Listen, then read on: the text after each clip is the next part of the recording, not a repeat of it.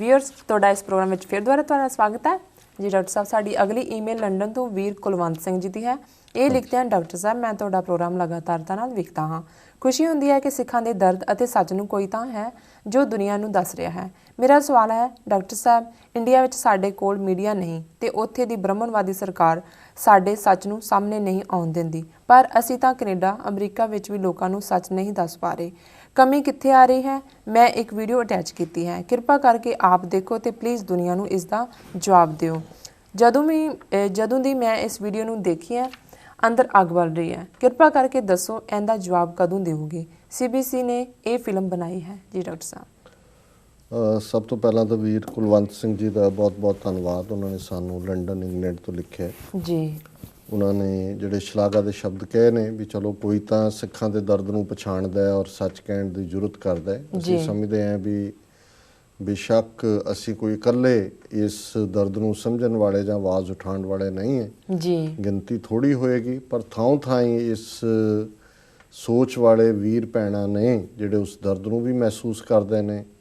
ਪਿਛਲੇ 29-30 ਸਾਲ ਤੋਂ ਲਗਾਤਾਰਤਾ ਨਾਲ ਇਸ ਰਸਤੇ 'ਤੇ ਤੁਰੇ ਹੋਏ ਨੇ ਔਰ ਸਾਰੇ ਹੀ ਅਸੀਂ ਇਸ ਕਾਫਲੇ ਦੇ ਕੇਸਰੀ ਕਾਫਲੇ ਦੇ ਹਮਰਾਹ ਜੀ। ਉਹਨਾਂ ਨੇ ਇੰਡੀਆ 'ਚ ਮੀਡੀਆ ਦੀ ਗੱਲ ਕੀਤੀ ਕਿ ਉੱਥੇ ਤਾਂ ਮੀਡੀਆ ਆਜ਼ਾਦ ਨਹੀਂ ਹੈ, ਬ੍ਰਹਮਣਵਾਦੀ ਇਨਫਲੂਐਂਸ ਹੈ ਜੀ। ਪਰ ਜਿਹਦਾ ਉਹਨਾਂ ਨੇ ਜ਼ਿਕਰ ਕੀਤਾ ਔਰ ਜਿਹੜੀ ਉਹਨਾਂ ਨੇ CBC ਦੀ ਵੀਡੀਓ ਦਾ ਲਿੰਕ ਭੇਜਿਆ, ਹਾਲਾਂਕਿ ਕੁਝ ਅਰਸਾ ਪਹਿਲਾਂ ਮੈਂ ਉਸ ਨੂੰ ਦੇਖਿਆ ਹੋਇਆ ਸੀ ਪਰ ਮੈਂ ਉਹਨਾਂ ਦੇ ਭੇਜਣ ਤੋਂ ਬਾਅਦ ਦੁਬਾਰਾ ਵੀ ਦੇਖਿਆ ਜੀ। ਇਹਦੇ 'ਚ ਕੋਈ ਸ਼ੱਕ ਨਹੀਂ ਹੈ ਕਿ ਬਹੁਤ ਇਹ ਬਾਇਸਡ ਮੂਵੀ ਹੈ ਜੀ। ਔਰ CBC ਕੈਨੇਡੀਅਨ ਬ੍ਰੌਡਕਾਸਟਿੰਗ ਕਾਰਪੋਰੇਸ਼ਨ ਜਿਹੜੀ ਹੈ ਇਹ ਇੱਕ ਸਰਕਾਰੀ ਕਿਸਮ ਦਾ ਅਦਾਰਾ ਹੈ, ਕਿਉਂਕਿ ਇਹਨਾਂ ਨੂੰ ਬਹੁਤ ਸਾਰਾ ਜਿਹੜਾ ਕੰਸੈਸ਼ਨਲ ਰੇਟ ਦੇ ਉੱਤੇ ਉਹ ਟੈਕਸ ਪੇਅਰਸ ਦੇ ਉੱਤੇ ਹੀ ਭਾਰ ਪੈਂਦਾ ਹੈ, ਜਦੋਂ ਕਿ ਜਿਹੜਾ ਕੰਸੈਸ਼ਨ ਮਿਲਦਾ ਹੈ ਬੇਸ਼ੱਕ ਉਹ ਨਾਨ ਪ੍ਰੋਫਿਟ ਕਾਰਪੋਰੇਸ਼ਨ ਦੇ ਥੱਲੇ ਹੋਏ ਜਾਂ ਕੋਈ ਹੋਰ ਕੰਸੈਸ਼ਨ ਹੋਏ ਜੀ। ਔਰ ਉਹਦੇ 'ਚ ਬੜੇ ਬਾਇਸ ਤਰੀਕੇ ਨਾਲ ਬਿਗਨਿੰਗ ਤੋਂ ਐਂਡ ਤੱਕ ਐਟੀਚਿਊਡ ਹੀ ਇਹ ਹੈ ਉਹਨਾਂ ਦਾ ਕਿ ਸਿੱਖਾਂ ਨੂੰ ਬਦਨਾਮ ਕਰਨਾ ਜੀ, ਕੈਨੇਡਾ ਨੂੰ ਅੱਤਵਾਦ ਦੀ ਜਾਂ ਦਹਿਸ਼ਤਗਰਦੀ ਦੀ ਇੱਕ ਭੂਮੀ ਦੱਸਣਾ ਔਰ ਫਿਰ ਸਾਰੀਆਂ ਪਾਰਟੀਆਂ ਦੇ ਪੋਲੀਟੀਸ਼ੀਅਨਸ ਨੂੰ ਸਿੱਖਾਂ ਤੋਂ ਦੂਰ ਦੌੜਾਉਣਾ।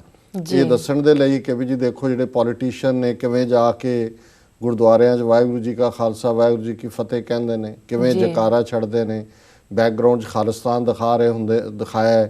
ਫਿਰ ਕਈ ਥਾਵਾਂ ਦੇ ਉੱਤੇ ਬੱਚਿਆਂ ਨੇ ਜੇ ਜੈਕਟਸ ਪਾਈਆਂ ਹੋਈਆਂ ਨੇ ਜਿਹਦੇ ਪਿੱਛੇ ਸ੍ਰੀ ਸਾਹਿਬ ਹੈ ਜਾਂ ਫੈਡਰੇਸ਼ਨ ਦੀਆਂ ਜੈਕਟਸ ਦੇ ਦੱਸਣਾ ਕਿ ਦੇਖੋ ਵਾਇਲੈਂਸ ਦਾ ਪ੍ਰਚਾਰ ਕਰ ਰਹੇ ਨੇ, ਦੇਖੋ ਜੀ ਫੈਡਰੇਸ਼ਨ ਦਾ ਬੈਂਡ ਹੈ ਔਰ ਇਹ ਪੋਲੀਟੀਸ਼ੀਅਨ ਉੱਥੇ ਸ਼ਾਮਲ ਹੋ ਰਹੇ ਨੇ।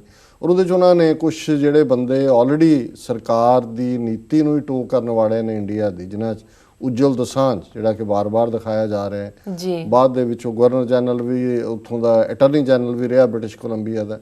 ਆਪਣਾ ਹਾਰ ਉਹਦਾ ਇਹ ਹੈ ਵੀ ਸਾਰੀ ਉਮਰ ਉਹ ਕਾਮਰੇਡਾਂ ਦੀ NDP 'ਚ ਸੀ, ਫਿਰ ਉਹਨੂੰ ਲੱਗਾ ਕਿ ਵੀ ਇੱਧਰ ਕੁਝ ਮਿਲ ਸਕਦਾ, ਲਿਬਰਲ ਬਣ ਗਿਆ। ਇੱਦਾਂ ਦਾ ਹੀ ਇੱਕ ਅੱਧਾ ਹੋਰ ਜਿਹੜਾ ਉਹਦੀ ਸ਼ਕਲ ਬਾਰ-ਬਾਰ ਦਿਖਾ ਰਹੇ ਨੇ, ਜਿਹੜਾ ਕਹਿ ਰਿਹਾ ਜੀ ਇਹ ਤਾਂ ਵੋਟਾਂ ਵੀ ਜਾਲੀ ਪਵਾਉਂਦੇ ਨੇ, ਇੱਥੇ ਡੈਲੀਗੇਟ ਬਣ ਕੇ ਆਉਂਦੇ ਨੇ ਪਾਰਟੀਆਂ 'ਚ, ਦਿਸ ਦੈਟ। ਅੱਛਾ ਦੇਖੋ ਉਹਦੇ 'ਚ ਇਹ ਗੱਲ ਦੇਖਣ ਵਾਲੀ ਹੈ ਕਿ ਜਿਹੜਾ ਇੰਡੀਅਨ ਇਨਫਲੂਐਂਸ ਹੈ, ਭਾਰਤੀ ਇਨਫਲੂਐਂਸ ਹੈ, ਉਹ ਇੱਥੇ ਵੀ ਬਹੁਤ ਜ਼ਿਆਦਾ ਹੋ ਰਿਹਾ ਜੀ। ਔਰ ਉਹਦੇ 'ਚ ਖਾਸ ਤੌਰ 'ਤੇ ਮੀਡੀਆ ਦੇ ਵਿੱਚ ਜਦੋਂ ਦਾ ਭਾਰਤ ਔਰ ਇਜ਼ਰਾਈਲ ਦਾ ਹਥਿਆਰਾਂ ਦਾ ਲੈਣ ਦੇਣ ਦਾ ਕੰਮ ਸ਼ੁਰੂ ਹੋਇਆ, ਇਸ ਵੇਲੇ 8-10 ਬਿਲੀਅਨ ਡਾਲਰ ਦੇ ਜਿਹੜੇ ਹਥਿਆਰ ਨੇ ਇੰਡੀਆ ਇਜ਼ਰਾਈਲ ਤੋਂ ਖਰੀਦਦਾ ਜੀ। ਸਾਨੂੰ ਇਸ ਗੱਲ ਦਾ ਅਫਸੋਸ ਹੈ, ਮੈਂ ਇਹ ਗੱਲ ਦੁਖੀ ਦਿਲ ਨਾਲ ਕਹਿ ਰਿਹਾ ਕਿ ਅਸੀਂ ਹਮੇਸ਼ਾ ਯਹੂਦੀਆਂ ਦੀ ਗੱਲ ਕਰਦੇ ਹਾਂ ਕਿ ਜੀ ਉਹਨਾਂ ਦੀ ਪਰਸੀਕਿਊਸ਼ਨ ਹੋਈ, ਜ਼ੁਲਮ ਹੋਏ ਉਹਨਾਂ ਦੇ ਉੱਤੇ 2000 ਸਾਲ ਉਹਨਾਂ ਨੇ ਸਫ਼ਰ ਕੀਤਾ, ਉਹਨਾਂ ਦਾ ਇੱਕ ਮੁਲਕ ਬਣਿਆ। ਪਰ ਕਿੰਨੇ ਅਫਸੋਸ ਦੀ ਗੱਲ ਹੈ ਕਿ ਜਿਹੜੀ ਕੌਮ ਖੁਦ ਉਸ ਸਾਰੇ 'ਚੋਂ ਲੰਘੀ ਹੋਏ, ਅੱਜ ਉਹ ਖੁਦ ਫਲਸਤੀਨੀਆਂ ਨਾਲ ਕੀ ਕਰ ਰਹੇ ਨੇ। ਉਹਨਾਂ ਨੂੰ ਤਾਂ ਇਹ ਅਹਿਸਾਸ ਹੋਣਾ ਚਾਹੀਦਾ ਸੀ ਕਿ ਭਾਈ ਸਾਡੇ 'ਤੇ ਜਦੋਂ ਜ਼ੁਲਮ ਹੋਏ ਨਾਜ਼ੀਆਂ ਨੇ ਕੀਤੇ, ਉਸ ਤੋਂ ਪਹਿਲਾਂ ਥਰੂ ਆਊਟ ਯੂਰਪ 'ਚ ਹੋਏ, ਅਤੇ ਅਸੀਂ ਕੀ ਕਰ ਰਹੇ ਹਾਂ। ਤੇ ਹੁਣ ਜਦੋਂ ਉਹ ਸਿਰਫ ਮਹਿਜ਼ ਬਿਜ਼ਨਸ ਐਂਗਲ ਨੂੰ ਸਾਹਮਣੇ ਰੱਖ ਕੇ, ਪੈਸੇ ਦੇ ਐਂਗਲ ਨੂੰ ਸਾਹਮਣੇ ਰੱਖ ਕੇ ਇੰਡੀਆ ਦੇ ਨਾਲ ਉਹਨਾਂ ਨੇ ਆਪਣਾ ਅਲਾਇੰਸ ਕੀਤਾ ਹੈ, ਜਿਹੜਾ ਇੰਡੀਆ ਪੰਜਾਬ 'ਚ ਸਿੱਖਾਂ ਨੂੰ, ਕਸ਼ਮੀਰ 'ਚ ਕਸ਼ਮੀਰੀ ਮੁਸਲਮਾਨਾਂ ਨੂੰ, ਨਾਗਾਲੈਂਡ, ਮਨੀਪੁਰ, ਮਿਜ਼ੋਰਮ ਈਸਾਈਆਂ ਨੂੰ, ਭਾਰਤ ਭਰ ਦੇ ਵਿੱਚ ਦਲਿਤਾਂ ਨੂੰ, ਜਿਹੜਾ ਕਿ ਨਾਜ਼ੀ ਰਜੀਮ ਦੀ ਤਰ੍ਹਾਂ, ਜਿਵੇਂ ਨਾਜ਼ੀਆਂ ਨੇ ਸਿਵਲ ਲਿਬਰਟੀਜ਼ ਵਾਲਿਆਂ ਨਾਲ, ਕਮਿਊਨਿਸਟਾਂ ਦੇ ਨਾਲ, ਸੋਸ਼ਲਿਸਟਾਂ ਨਾਲ, ਯਹੂਦੀਆਂ ਨਾਲ ਜਿਪਸੀਆਂ ਨਾਲ ਜੋ ਕੁਝ ਕੀਤਾ ਹੈ ਜੀ ਅੱਜ ਉਸੇ ਤਰ੍ਹਾਂ ਹੀ ਸਿਸਟਮੈਟਿਕਲੀ ਇੰਡੀਅਨ ਜਿਹੜਾ ਸਿਸਟਮ ਹੈ ਉਹ ਕਰ ਰਿਹਾ ਤੇ ਇਹ ਉਹਨਾਂ ਦੇ ਨਾਲ ਜਿਹੜੇ ਨੇ ਉਹ ਬਿਜ਼ਨਸ ਹਿੱਤਾਂ ਨਾਲ ਜੁੜੇ ਹੋਏ ਨੇ। ਜੀ ਸੋ ਅਸੀਂ ਸਮਝਦੇ ਹਾਂ ਵੀ ਉਹਨਾਂ ਦੀ ਲੌਬੀ ਹੀ ਕੈਨੇਡਾ ਦੇ ਵਿੱਚ ਵੀ ਅਮਰੀਕਾ ਦੇ ਵਿੱਚ ਵੀ ਹੁਣ ਇੰਡੀਅਨਸ ਇਸਤੇਮਾਲ ਕਰ ਰਹੇ ਨੇ। ਜੀ ਜਾਂ ਤਾਂ ਉਹਨਾਂ ਦਾ ਆਪਣਾ ਚਿਹਰਾ ਹੋਏਗਾ, ਆਪ ਵੀ ਵੜ ਗਏ ਸਿਸਟਮ 'ਚ ਸਾਰੇ ਕਿਤੇ। ਸੋ ਇਹ ਇੰਨੀ ਇੱਕ ਬਾਇਸਡ ਮੂਵੀ ਹੈ ਕਿ ਇਹਦੇ ਖਿਲਾਫ ਵਰਲਡ ਸਿੱਖ ਆਰਗੇਨਾਈਜੇਸ਼ਨ ਨੇ ਮੁਕੱਦਮਾ ਦਾਇਰ ਕੀਤਾ ਹੋਇਆ ਕੈਨੇਡਾ 'ਚ। ਜੀ ਚੰਗੇ ਵਕੀਲ ਜਿਹੜੇ ਨੇ ਇਸ ਦੀ ਪੈਰਵਾਈ ਕਰ ਰਹੇ ਨੇ ਕਿਉਂਕਿ ਉਹਦੇ 'ਚ WSO ਜਿਹੜੀ ਇੱਕ ਪੀਸਫੁਲ ਆਰਗੇਨਾਈਜੇਸ਼ਨ ਹੈ ਜਿਹੜੀ ਸਾਲਾਨਾ ਘੱਲੂਘਾਰੇ ਦੇ ਹਫਤੇ 'ਚ ਇੱਕ ਡਿਨਰ ਆਰਗੇਨਾਈਜ਼ ਕਰਦੀ ਹੈ ਆਟਵਾ ਦੇ ਵਿੱਚ, ਜਿਹਦੇ 'ਚ ਕਿ ਬਹੁਤ ਸਾਰੇ ਦੋਨਾਂ ਪਾਰਟੀਆਂ ਦੇ ਹੀ ਤਿੰਨਾਂ ਪਾਰਟੀਆਂ ਦੇ ਮੈਂਬਰ ਪਾਰਲੀਮੈਂਟ ਉਹਦੇ 'ਚ ਪਾਰਟਿਸਿਪੇਟ ਕਰਦੇ ਨੇ। ਸੋ ਉਹਨੂੰ ਵੀ ਵਰਲਡ ਸਿੱਖ ਆਰਗੇਨਾਈਜੇਸ਼ਨ ਨੂੰ ਵੀ ਇੱਕ ਦਹਿਸ਼ਤਗਰਦੀ ਦੇ ਲੈਵਲ ਨਾਲ ਜੋੜਿਆ ਗਿਆ। ਔਰ ਕੁੱਲ ਮਿਲਾ ਕੇ ਜਿਹੜੇ ਸਾਡੇ ਧਾਰਮਿਕ ਗੁਰਦੁਆਰਾ ਸਾਹਿਬਾਨ ਦੇ ਵਿੱਚ ਸਾਡੀਆਂ ਜਿਹੜੀਆਂ ਰਵਾਇਤਾਂ ਨੇ ਉਹਨਾਂ ਨੂੰ ਵੀ ਇਹ ਦੱਸਿਆ ਗਿਆ ਕਿ ਐਜ਼ ਇਫ ਇਹ ਸਾਰੀਆਂ ਵਾਇਲੈਂਸ ਪ੍ਰਮੋਟ ਕਰਦੀਆਂ ਜਾਂ ਹਿੰਸਾ ਪ੍ਰਮੋਟ ਕਰਦੀਆਂ। ਜੀ ਸੋ ਜੋ ਗੱਲ ਵੀਰ ਕੁਲਵੰਤ ਸਿੰਘ ਹੋਰਾਂ ਨੇ ਕਹੀ ਹੈ ਬਿਲਕੁਲ ਠੀਕ ਹੈ ਕਿ ਕੋਈ ਵੀ ਜਿਹੜਾ ਨਿਰਪੱਖ ਮਾਈਂਡਡ ਵੀ ਖਾਲਿਸਤਾਨੀ ਹੈ ਜਾਂ ਨਹੀਂ ਹੈ ਬਿਸਾਈਡਸ ਅ ਪੁਆਇੰਟ ਹੈ ਉਹ ਦੇਖੇਗਾ ਤਾਂ ਉਹਨੂੰ ਲੱਗੇਗਾ ਵੀ ਇਹ ਤਾਂ ਸਿੱਖ ਧਰਮ ਨੂੰ ਬਦਨਾਮ ਕਰਨ ਦੇ ਲਈ ਹੈ, ਸਿੱਖਾਂ ਨੂੰ ਬਦਨਾਮ ਕਰਨ ਲਈ, ਆਮ ਕੈਨੇਡੀਅਨਸ ਦੇ ਮਨਾਂ ਦੇ ਵਿੱਚ ਸਿੱਖਾਂ ਲਈ ਨਫ਼ਰਤ ਪੈਦਾ ਕਰਨ ਵਾਲੀ ਗੱਲ ਹੈ।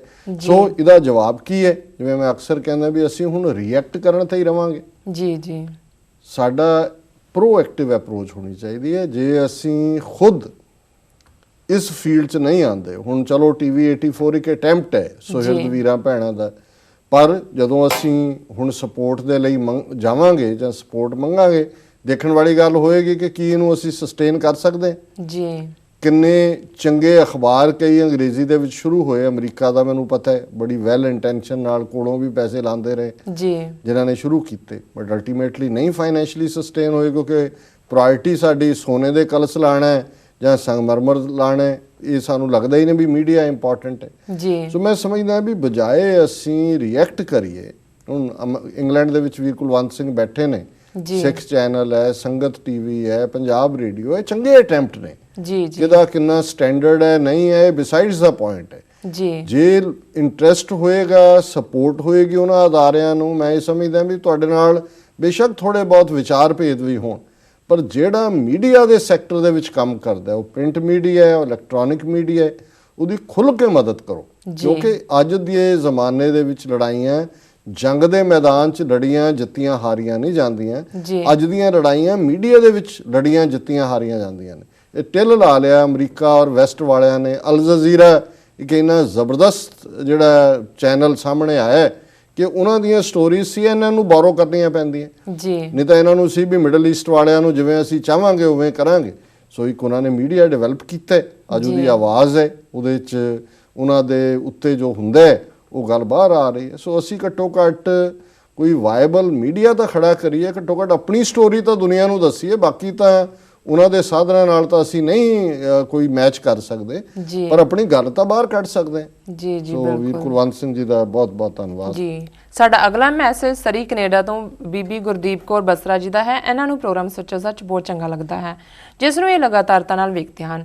ਇਹਨਾਂ ਦਾ ਸਵਾਲ ਹੈ, ਜਦੋਂ ਸਿੱਖ ਧਰਮ ਵਿੱਚ ਬੀਬੀਆਂ ਦੇ ਬਰਾਬਰ ਦੇ ਰੁਤਬੇ ਦੀ ਗੱਲ ਹੁੰਦੀ ਹੈ ਤਾਂ ਸਾਨੂੰ ਦੂਸਰੇ ਧਰਮਾਂ ਵਾਲੇ ਇਹ ਸਵਾਲ ਪੁੱਛਦੇ ਹਨ ਕਿ 10 ਗੁਰੂਆਂ ਵਿੱਚ ਕੋਈ ਬੀਬੀ ਕਿਉਂ ਨਹੀਂ ਸੀ, ਜਾਂ ਦਰਬਾਰ ਸਾਹਿਬ ਵਿੱਚ ਬੀਬੀਆਂ ਕੀਰਤਨ ਕਿਉਂ ਨਹੀਂ ਕਰ ਸਕਦੀਆਂ, ਜਾਂ 5 ਪਿਆਰਿਆਂ ਵਿੱਚ ਬੀਬੀਆਂ ਕਿਉਂ ਨਹੀਂ ਲੱਗ ਸਕਦੀਆਂ। ਇਸ ਸਭ ਦਾ ਕੀ ਜਵਾਬ ਹੈ ਜੀ ਡਾਕਟਰ ਸਾਹਿਬ?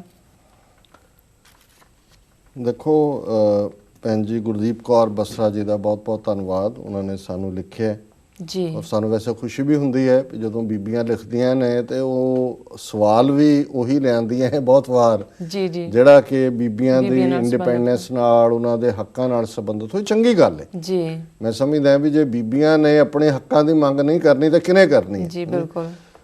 ਉਹਨਾਂ ਨੇ ਇਹ ਗੱਲ ਬਿਲਕੁਲ ਠੀਕ ਕਹੀ ਹੈ ਕਿ ਵੀ ਅਸੀਂ ਜਦੋਂ ਦੂਸਰੇ ਧਰਮਾਂ ਦੇ ਨਾਲ ਗੱਲ ਕਰਦੇ ਔਰ ਅਸੀਂ ਉਸ ਦੀ ਪ੍ਰਾਇਰਟੀ ਦੱਸਦੇ ਹਾਂ ਕਿ ਭਾਈ ਇਹ ਹੈ, ਸੋ ਉਹਦੇ 'ਚ ਬਹੁਤ ਵਾਰੀ ਚਰਚਾ ਦੇ ਵਿੱਚੋਂ ਕਈ ਵਾਰੀ ਅਰੇਂਜਡ ਮੈਰਿਜ ਦੀ ਗੱਲ ਲੈ ਆਣਗੇ ਜੀ। ਉਹਦੇ 'ਚ ਤਾਂ ਪੁੱਛਿਆ ਹੀ ਨਹੀਂ ਜਾਂਦਾ, ਕੁੜੀਆਂ ਨੂੰ ਜਿੱਧਰ ਮਰਜ਼ੀ ਤੋੜ ਦਿੱਤਾ ਜਾਂਦਾ। ਹਾਲਾਂਕਿ ਅਸੀਂ ਐਕਸਪਲੇਨ ਕਰਦੇ ਹਾਂ ਵੀ ਇਹ ਸਿਚੁਏਸ਼ਨ ਨਹੀਂ ਹੈ, ਇਵੇਂ ਬਹੁਤ ਕੁਝ ਬਦਲਿਆ ਜੀ।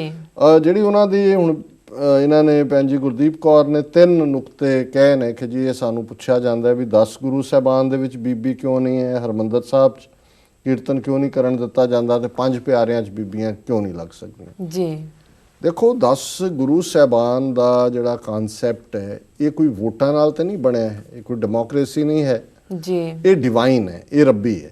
ਜੀ ਔਰ ਜਿਹੜੀ ਰੱਬੀ ਹੈ ਜਿਸ ਕੀ ਵਸਤ ਤਿਸੈ ਘਰ ਆਵੇ, ਇਹਦੇ 'ਚ ਮਰਦ ਤੇ ਔਰਤ ਦਾ ਕਨਸੈਪਟ ਨਹੀਂ ਹੈ, ਜੀ ਇਹ ਗੁਰੂ ਜੋਤ ਹੈ।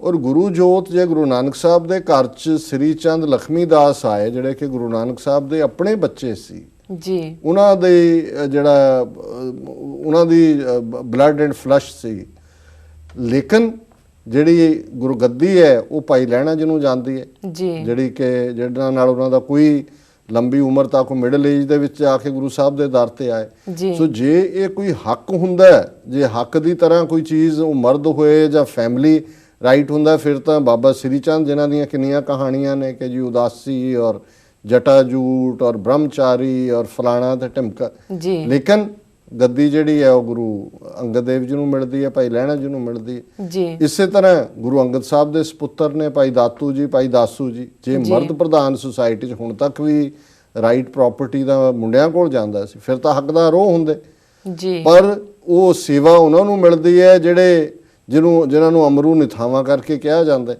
ਜੀ ਜੀ ਜਿਹੜੇ ਸਾਰੀ ਜ਼ਿੰਦਗੀ ਬੁਢਾਪੇ 'ਚ ਆ ਕੇ ਸੇਵਾ ਦੇ ਵਿੱਚ ਗੁਜ਼ਾਰਦੇ ਨੇ।